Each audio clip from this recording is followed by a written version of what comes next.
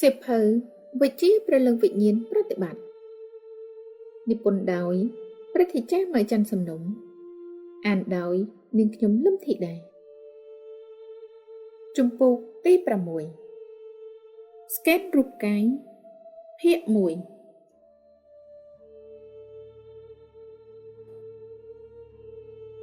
បាពេលនេះអ្នកកំពុងតែជាប់គាំងក្នុងភាពវឹកវរក្នុងខួរក្បាលដូចជាគិតច្រើនដេកពំលក់គំនិតស្មុគស្មាញហាក់គ្មានពន្លឺលាយឡំនឹងអារម្មណ៍ភ័យខ្លាច stress ថប់អារម្មណ៍អស់សង្ឃឹមទុក្ខព្រួយលាក់សូមអ្នកលូតចេញពីខួរក្បាលចុះមកសម្ងំសម្រាកលំហែនៅជាមួយរូបកាយអ្នកផ្ទាល់បើអ្នកចុះមករូបកាយមានន័យថាអ្នកភ្ជាប់ខ្លួនទៅនឹងពិភពសកលកន្លែងនេះជាលំហធំទូលាយជាធម្មជាតិសកលអ្នកជួបនឹងភាពស្ងប់ស្ងាត់ភ្លាមៗជួបនឹងសន្តិភាពភ្លាមៗអ្នកអាចចំណាយពេលត្រឹម5ទៅ10នាទីនៅជាមួយរូបកាយសុទ្ធសាធក៏បានដែរវិធីសាស្ត្រស្កេនរូបកាយមានន័យថាសម្រួលសតិតាមលំដាប់លំដោយពីពេញរូបកាយតើត្រូវបដិបត្តិដូចម្ដេចសូមអ្នករកកន្លែងស្ងប់ស្ងាត់ពុំមានការរំខានសូមសម្រួលអង្គុយធម្មតាបិទភ្នែកសូមចាប់ផ្ដើមដោយដកដង្ហើមវែងដង្ហើមចូលតាមច្រមុះចូលពេញសួតរហូតទល់ដល់ពោះដល់ទីនោះសូមឈប់មួយផ្លែតមុននឹងខ្យល់ដង្ហើមចេញមកវិញបន្ទាប់មកដង្ហើមចេញមកក្រៅរហូតដល់អស់ខ្យល់អ្នកអាចឈប់មួយផ្លែតហើយខ្យល់ត្រឡប់ចូលទៅក្នុងវិញសូមអ្នកតាមមើលតាមមានសតិ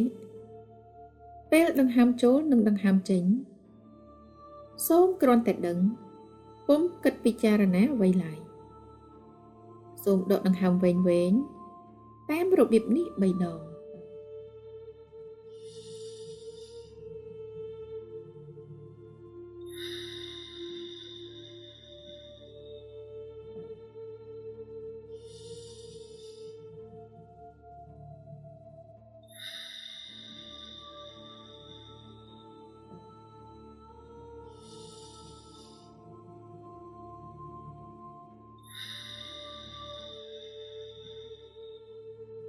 ពេលនេះ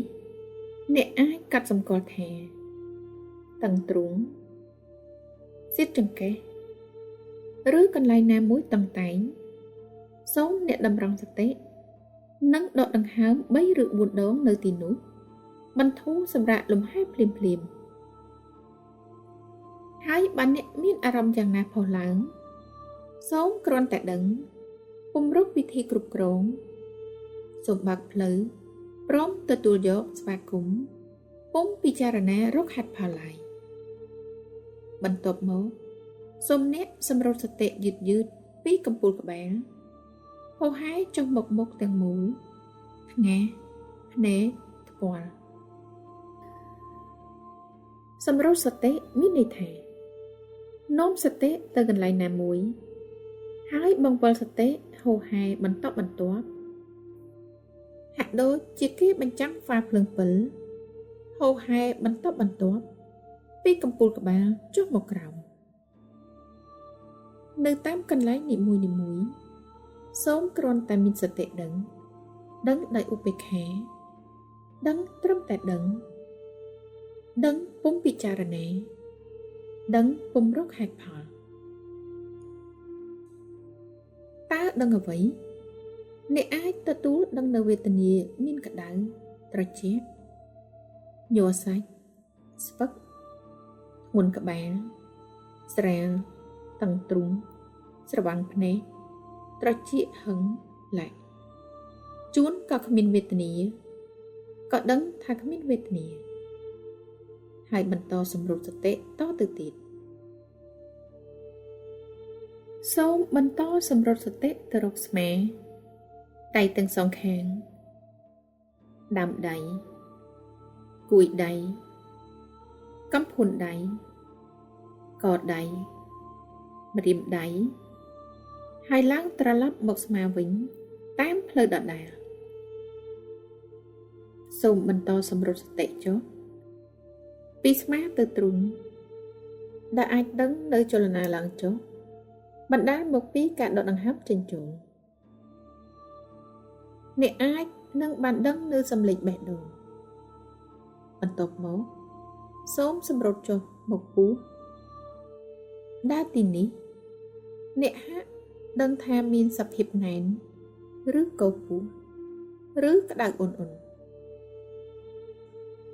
សូមសម្រុតមកចង្កេះហាក់ដឹងសោកសៀតរួចចង្កេះសូមបន្តសម្រុតចុះមកភ្លៅជង្គង់កំភួនជើងកជើងប្រអប់ជើងម្រាមជើង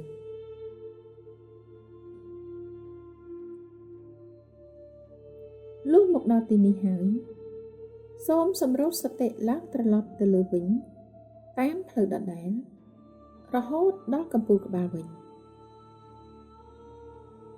លុះសម្រុតសតិយឺតបានមួយជុំហើយសូមសម្រុតសតិលឿនមួយដង្ហើមឡើងពីចុងជើងដល់កំពូលក្បាលមួយដង្ហើមចេញពីកំពូលក្បាលចុះមកចុងជើងពេលសម្រុតសតិនេះអ្នកហាក់ស្រមៃឃើញដុំភ្លើងតូចមួយរត់ពីចុងជើងឡើងដល់កំពូលក្បាលហើយចុះពីទីនោះរហូតដល់ចុងជើងតាមភាសាអង់គ្លេសគេហៅថា scanning of the body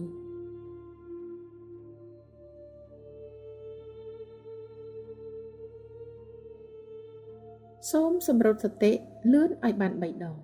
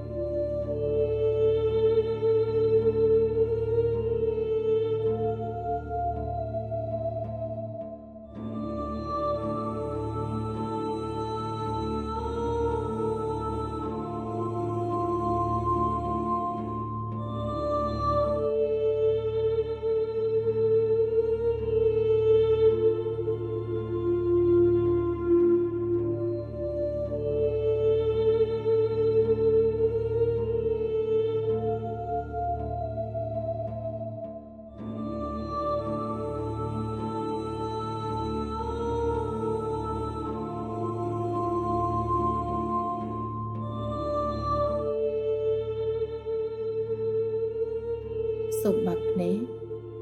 ត្រឡប់បន្តការងារប្រចាំថ្ងៃធម្មតា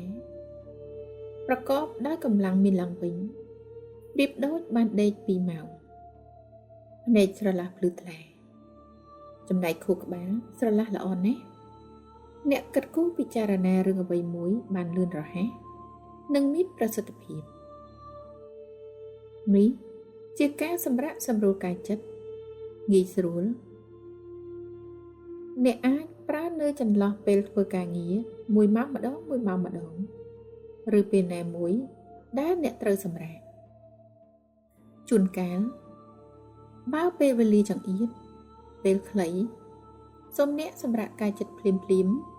តែគ្រាន់តែសម្រូតសតិលឿនវឺតចុះវឺតឡើងពីកំពូលក្បាលដល់ចុងជើងពីចុងជើងឡើងទៅកំពូលក្បាលប្រមាណជា1នាទីឬ2នាទីក៏នឹងទទួលបានផលភ្លាមប្រពៃផងដែរ